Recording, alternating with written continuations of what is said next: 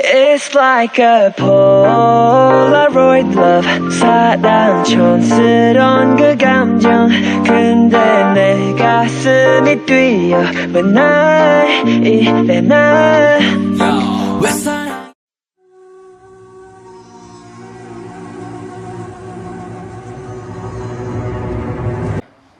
Baik teman-teman, selamat siang.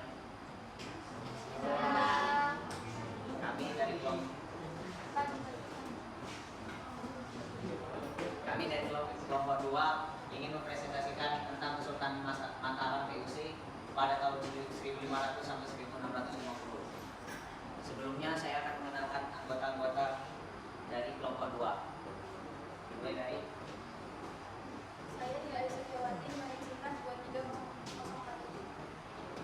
Saya Yulian Duha dengan singkat 2313. Saya KFC dengan singkat 025. Perkenalkan, nama saya Putri Airina dengan singkat 027.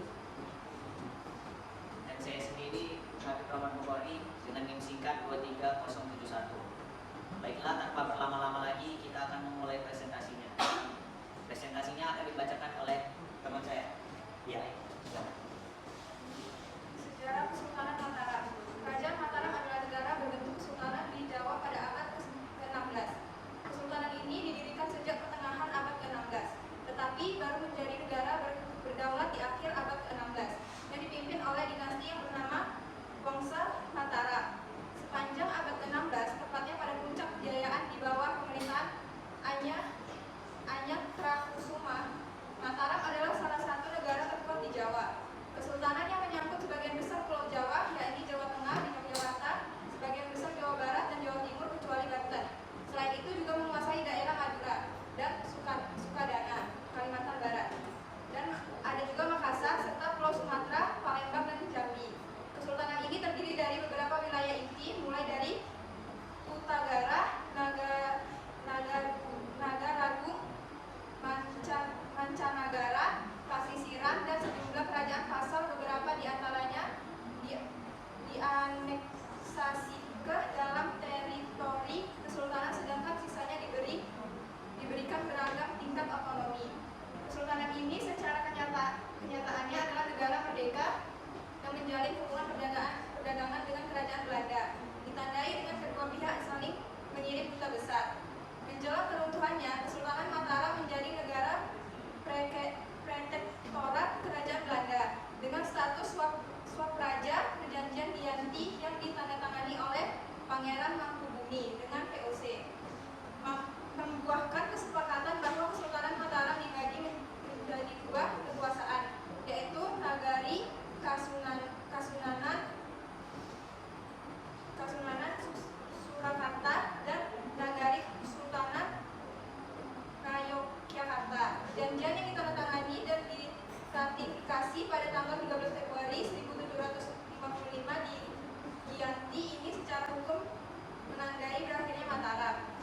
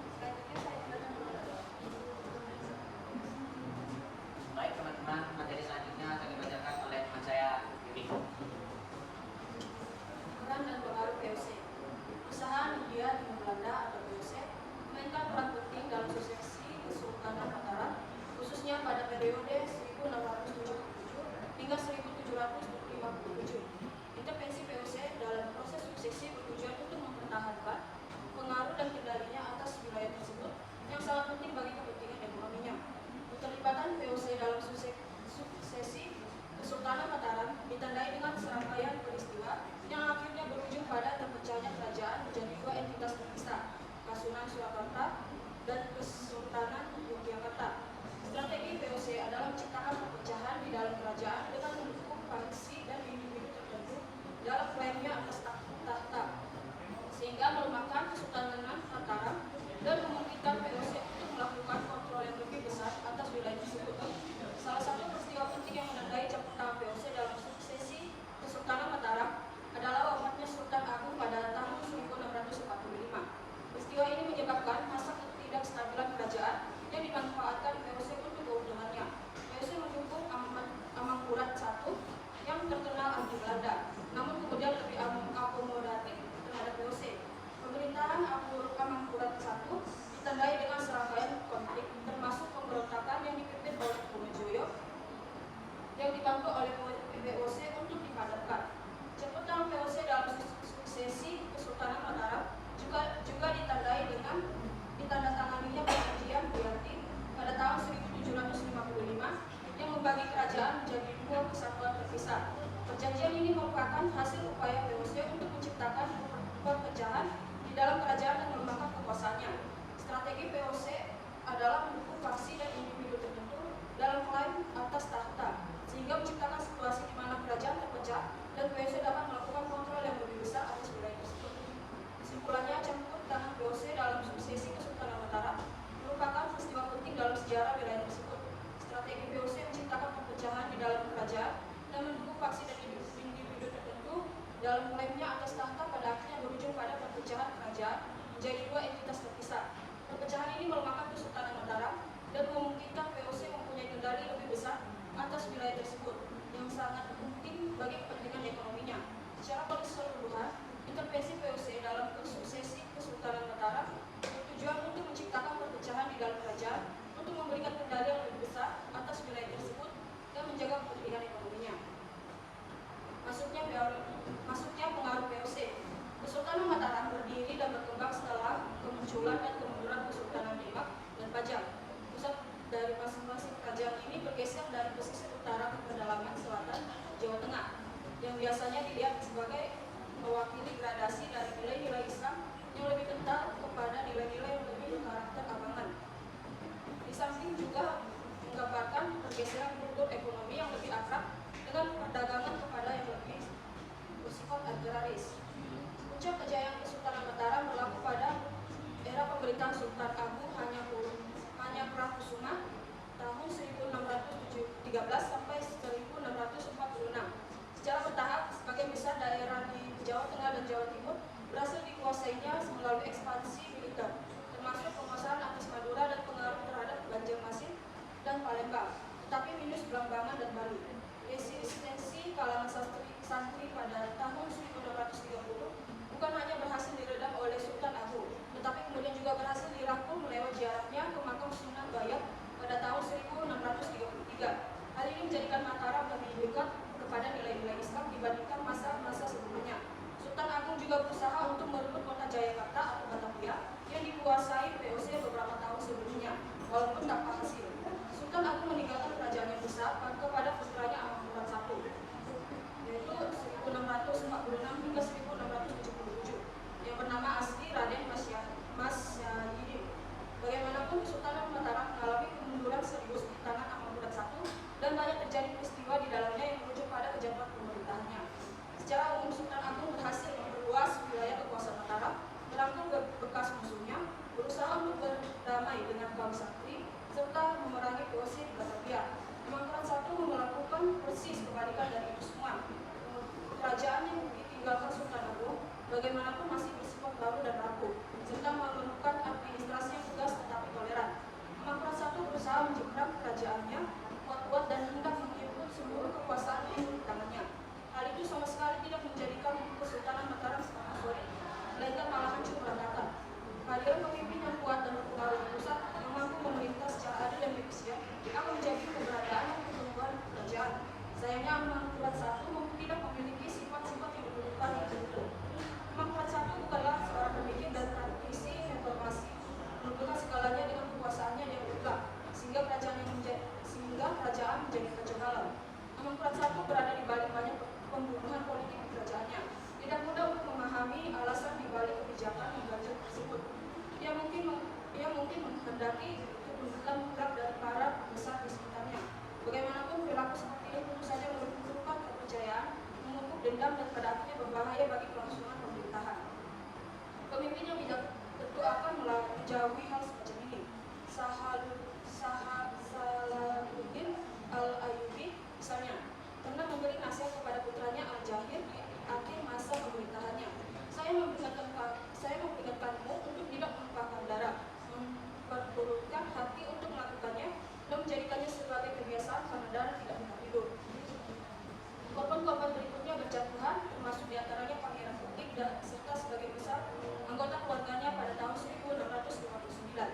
Pangeran Kutik tak lain adalah mertua Amangkurat I sendiri, serta kakek dari putra mahkotanya Adipati Anom yang telah memerintah dengan gelar Amangkurat II. Sementara itu kegelisahan atas kezaliman penguasa juga semakin meluas di berbagai daerah yang sewaktu-waktu dapat meledak menjadi pemberontakan. Putra mahkota lantas menjalin hubungan rahasia dan secara diam-diam mendukung rencana pemberontakan yang dilakukan oleh Trunajaya, seorang pembesar Madura, untuk menjatuhkan kekuasaan Amangkurat I. Pemberontakan Trunajaya bermula pada awal tahun 1670-an dan berkembang menjadi pemberontakan terbesar di era itu. Trunajaya mendapat dukungan dari kalangan Sabah, di samping juga dari sekumpulan Laut Makassar yang menjauh dari dominasi VOC di tempat asalnya. Setelah menguasai Madura, Trunajaya menyeberang ke Jawa Timur dan secara gradual berhasil menguasai Jawa Timur serta pantai utara, Jawa Tengah hingga Cirebon. Amangkurat I yang sudah tua dan mulai sakit-sakitan tak mampu meredam pemberontakan. Erupsi Merapi, bencana kelaparan di awal tahun 1670-an, serta ramalan akan kehancuran Mataram menambahkan kekeruhan di langit singgasana kesultanan itu. Putra mahkota sendiri kehilangan kendali atas para pemberontak dan akhirnya berada di posisi yang berseberangan dengan Trunajaya dan pendukungnya. Kesalahannya kini dimaafkan oleh Amangkurat I. Pada puncaknya, Amangkurat I dan pengikut setianya meninggalkan istana menuju ke utara pada pertengahan tahun 1677. Sebelum pemberontakan tiba di pusat kesultanan di Bleret, tak lama setelah itu Trunajaya dan pasukannya menyerang istana dan merampas isinya. Trunajaya kemudian menarik pasukannya dan memilih untuk memerintah dari Kediri. Amangkurat I wafat di Tegalwangi tak lama kemudian. Adipati Anom yang menemani ayahnya kini menjadi raja yang baru dan mengambil gelar Amangkurat II. Bagaimanapun dia mewarisi kerajaan yang sudah terpecah belah, tereduksi oleh pemberontakan, serta kehilangan sebagian besar sumber daya yang diperlukan untuk memulihkan keadaan. Dalam keadaan yang penuh keputusasaan itu, dia berpaling dan meminta pertolongan pada VOC yang dahulu diperangi oleh kakeknya, tetapi mulai menjalin hubungan baik dengan ayahnya. Saya kembalikan.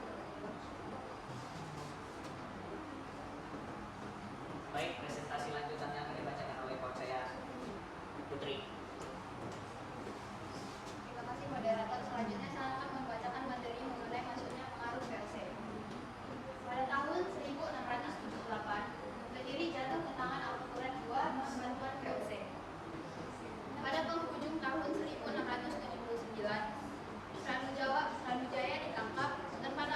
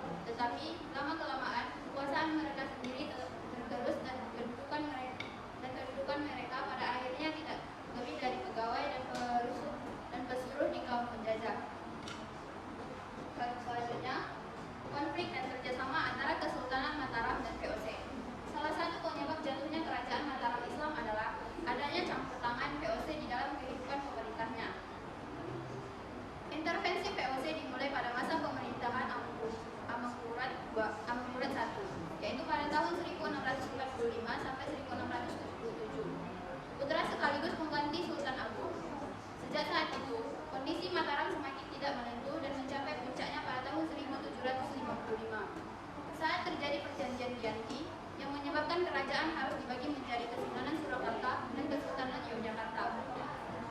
Pada saat pemerintah Jenderal VOC Jan Pieterszoon van Horn yang bertugas pada periode 1619 sampai 1623 dan 1627 mengubah nama Jayakarta menjadi Batavia dan menimbulkan hubungan yang tidak baik dengan Kerajaan Mataram masa pemerintahan Sultan Agung. Pola hubungan VOC dengan Mataram berubah setelah Kesultanan Militer 14 Mataram harus melemah pada masa kepemimpinan Sultan Amangkurat II. Selanjutnya, pengaruh kehadiran VOC terhadap ekonomi Kesultanan Mataram. Kehadiran perusahaan Hindia Timur Belanda atau VOC memberikan dampak yang signifikan terhadap perekonomian Kesultanan Mataram. Antara lain, 1. Perdagangan rempah-rempah dominasi. VOC dalam perdagangan rempah-rempah menyebabkan peningkatan ekspor rempah-rempah yang signifikan, khususnya lada, lalap, dan cengkeh, yang bernilai tinggi di Eropa. Hal ini menyebabkan lonjakan permintaan terhadap komoditas-komoditas tersebut, dan kendali VOC atas perdagangan memungkinkan mereka untuk menentukan harga dan keuntungan dan transaksi tersebut.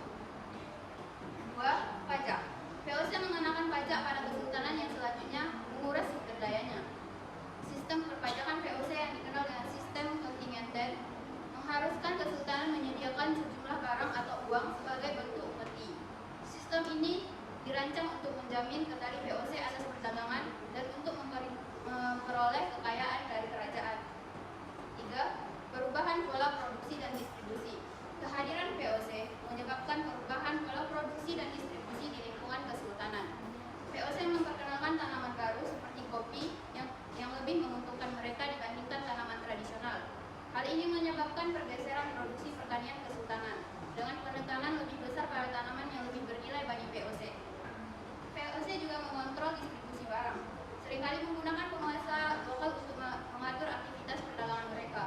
Hal ini menghasilkan sistem di mana masyarakat lokal terutama terlibat dalam perdagangan eceran, sedangkan VOC mengendalikan perdagangan grosir.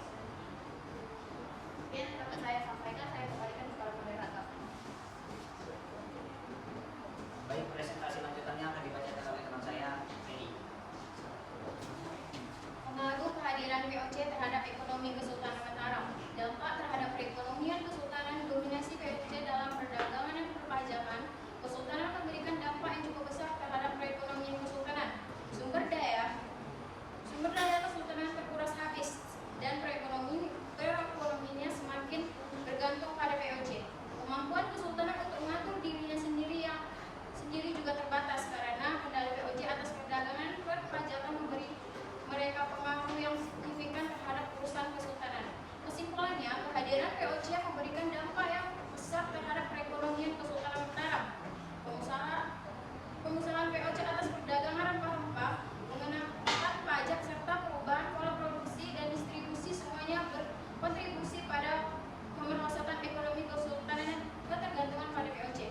Perubahan sosial dan budaya. Perubahan sosial dan budaya secara histeris, interaksi antara VOC dengan Mataram menghasilkan sebuah hal yang disebut intervensi dari salah satu pihak yang kuat.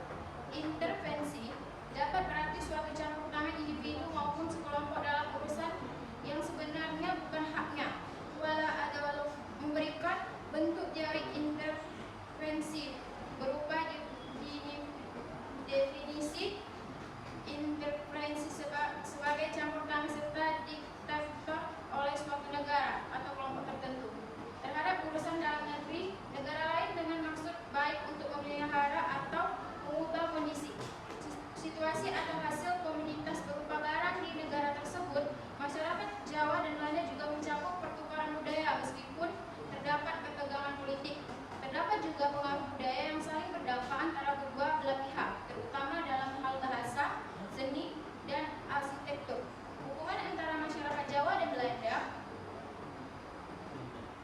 pada masa Mataram dan VOC mencerminkan dinamika kekuasaan, eksploitasi, perlawanan, dan pertukaran budaya menjadi bagian integral dari sejarah kolonialisme di Indonesia. Baiklah, selanjutnya akan saya lanjutkan dari mulai tokoh-tokoh VOC yang terlibat dalam Kesultanan Mataram. Di Di antaranya ada Jan Pietersen Kohn dari tahun 1587 sampai 1629 dan Cornelis Hilmen dari 1680 sampai 1684. Lalu ada Raden Mas Janika atau Sultan Agung pada tahun 1613 sampai 1645. Raden Mas Saidin atau Amangkurat I dari tahun 1646 sampai 1677. Raden Mas Rahmat atau Amangkurat II dari tahun 1677 sampai 1703. Raden Mas Surya atau Adipati Martapura dari tahun 1613 dan Raden Trunajaya atau Trunojoyo dari tahun 1649 sampai 1680. Lalu peruntuhan Kesultanan Mataram. Peruntuhan Kesultanan Mataram Islam terjadi pada masa pemerintahan Amangkurat I, yaitu yang berkuasa pada tahun 1646 sampai 1677. Pada masa ini Kesultanan Mataram Islam mengalami beberapa gejolak internal dan eksternal. Salah satu faktor yang mempengaruhi keruntuhan adalah kekuatan Trunojoyo, putra penguasa Madura yang mendapat bantuan dari orang-orang Bugis atau Makassar, dan Kesultanan Banten. Trunojoyo mendeklarasikan kemerdekaan Madura pada tahun 1674 dan mengambil alih kekuasaan Mataram.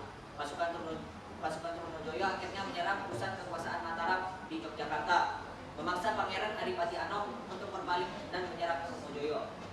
Pada Oktober 1676, Pangeran Adipati Anom berbalik dan menyerang Trunojoyo, tetapi situasi ini justru membuat Trunojoyo lebih kuat dan akhirnya menguasai wilayah-wilayah Mataram. Pada tahun 1677, Amangkurat I meninggal dan digantikan oleh putranya Amangkurat II yang menjadi raja terakhir Kesultanan Mataram Islam.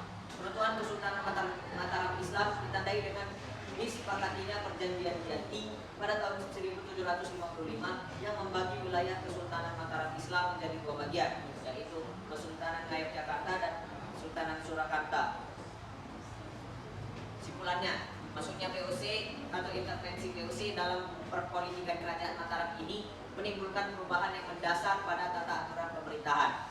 Penobatan raja hingga penentuan pejabat-pejabat pemerintahan kerajaan harus melalui persetujuan VOC. Konsekuensinya, semakin banyak penentangan baik dari penguasa lokal maupun kalangan istana Mataram yang berujung pemberontakan. Pemberontakan terkadang memang diharapkan dan dimanfaatkan oleh VOC sebagai taktik politiknya untuk mengambil banyak keuntungan. Setiap bantuan militer VOC untuk kerajaan Mataram membutuhkan kesepakatan atau sebuah perjanjian yang tujuannya selain untuk memonopoli juga untuk melemahkan kerajaan Mataram. VOC sebagai kekuatan pelindung bagi setiap raja Mataram yang mau mengikuti kebijakannya. Untuk menjaga stabilitas politik kerajaan, VOC mengontrol setiap kebijakan raja, terutama dalam pengangkatan pati. Karena kontrol kerajaan sepenuhnya sudah bukan monopoli Raja Mataram saja. Begitu pula dalam pengangkatan pejabat daerah mancanegara dan pesisir. Meskipun tidak terjadi perubahan secara struktural, akan tetapi segala kebijakan dan kewenangan untuk pemerintah adalah sepenuhnya dari VOC. Sekian presentasi kami, terima kasih buat teman-teman yang mendengarkan.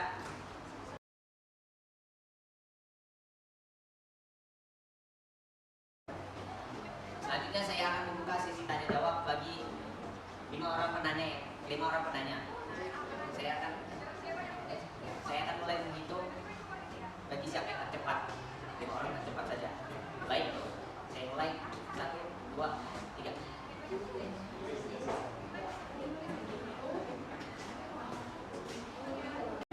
Perkenalkan, nama saya Teresa Saragi dengan NIM singkat 051. Di sini saya akan bertanya kepada Mary.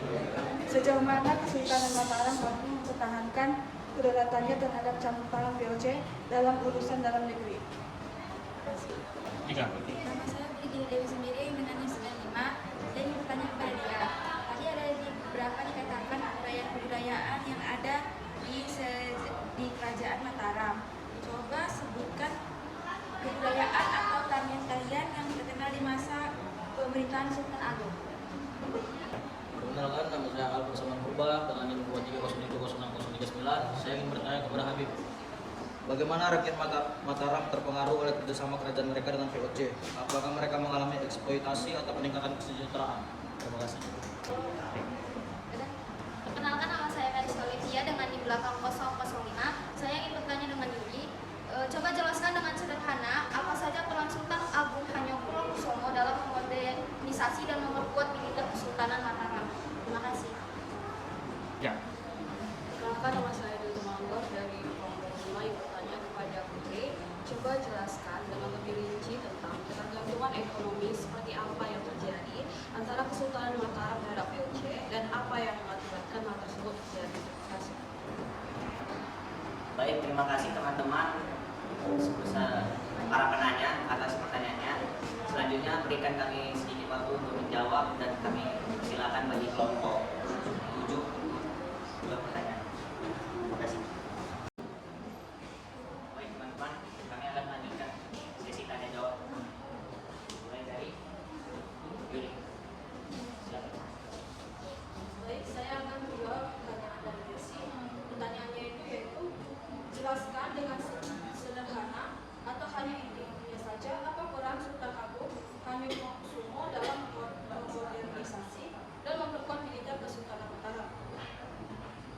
Peran Sultan Agung Hanyokuro dalam memodernisasi dan memperkuat militer Kesultanan Mataram adalah dengan mengembangkan strategi militer yang efektif dan meningkatkan kekuatan pasukannya. Yang melakukan ini dengan cara mengorganisir pasukan Mataram menjadi lebih efektif dan meningkatkan kemampuan perang melalui pelatihan dan menggunakan teknologi yang lebih modern. Sultan Agung juga meningkatkan kekuatan ekonomi Kesultanan Mataram dengan meningkatkan produksi beras dan mengembangkan perdagangan sehingga dapat membiayai upaya militer yang lebih besar. Dengan demikian, Sultan Agung berhasil memperkuat Kesultanan Mataram dan mempertahankan wilayahnya dari ancaman luar, termasuk penjajahan Belanda. Demikian jawaban saya, apakah dapat diterima?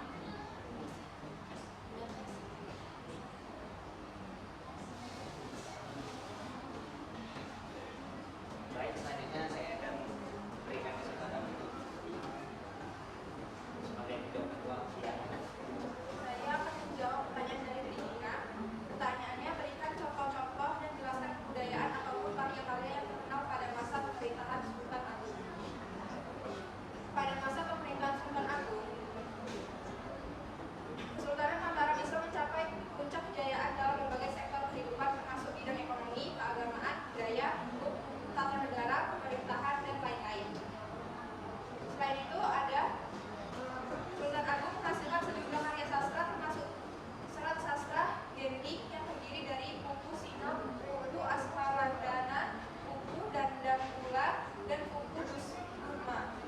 Serta kebudayaannya, akulturasi kebudayaan Sultan Agung berhasil mengintegrasikan berbagai kerajaan kecil di Jawa Tengah dan Jawa Timur ke dalam wilayah Kesultanan Mataram. Ia juga menyesuaikan unsur-unsur budaya asli dengan kebudayaan Hindu, Buddha, dan Islam. Selain itu ada upacara kebudayaan. Di bawah kepemimpinan Sultan Agung, Kesultanan Mataram bisa menerapkan akulturasi kebudayaan dalam upacara-upacara kerajaan seperti upacara Garebek Poso dan Garebek Mulut. Garebek Poso dimaksudkan untuk menyambut Hari Raya Idul Fitri, sedangkan Garebek Mulut untuk perayaan Maulid Nabi Muhammad. Sekian dari jawaban saya, apakah bisa diterima?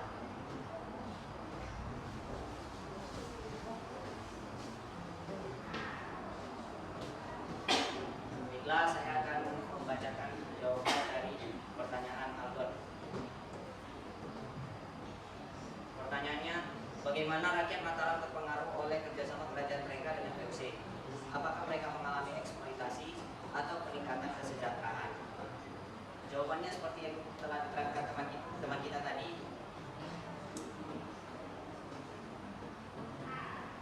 Bahwa ada salah satu peristiwa penting yang menandai campur tangan VOC dalam suksesi Kesultanan Mataram, yaitu dengan wafatnya Sultan Agung pada tahun 1945. Peristiwa ini menyebabkan masa ketidakstabilan kerajaan yang dimanfaatkan VOC untuk keuntungannya. VOC mendukung Amangkurat I yang terkenal anti Belanda, namun kemudian lebih akomodatif terhadap VOC. Pemerintahan Amangkurat I ditandai dengan serangkaian konflik, termasuk pemberontakan yang dipimpin oleh Trunojoyo yang dibantu oleh VOC untuk dipadamkan. Campur tangan VOC dalam suksesi Kesultanan Mataram juga ditandai dengan ditandatanganinya perjanjian Chianti pada tahun 1795 yang membagi kerajaan menjadi dua kesatuan terpisah. Perjanjian ini merupakan hasil upaya VOC untuk menciptakan perpecahan di dalam kerajaan dan melemahkan kekuasaannya. Kesimpulannya, campur tangan VOC dalam suksesi Kesultanan Mataram merupakan peristiwa penting dalam sejarah wilayah tersebut. Strategi VOC yang menciptakan perpecahan di dalam kerajaan dan mendukung faksi dan individu tertentu dalam klaimnya atas takhta pada akhirnya berujung pada perpecahan kerajaan menjadi dua entitas terpisah. Perpecahan ini melemahkan Kesultanan Mataram dan memungkinkan VOC mempunyai kendali lebih besar atas wilayah tersebut yang sangat penting bagi kepentingan ekonominya. Secara keseluruhan, intervensi VOC dalam suksesi Kesultanan Mataram bertujuan untuk menciptakan perpecahan di dalam kerajaan tersebut untuk memberikan kendali yang lebih besar atas wilayah tersebut dan menjaga kepentingan ekonominya. Apakah sudah bisa diterima?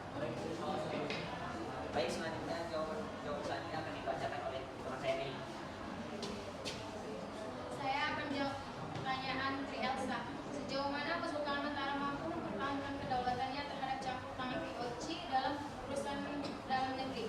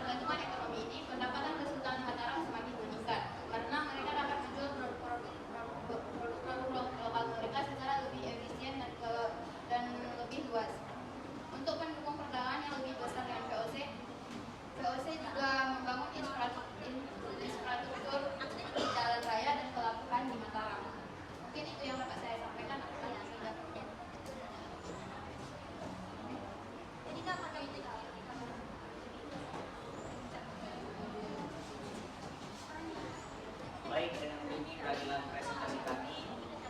Terima kasih pada teman-teman yang mendengarkan dan mohon maaf atas segala kekurangan dan kesalahan dari saya. Saya tutup presentasi kami dengan ucapan terima kasih.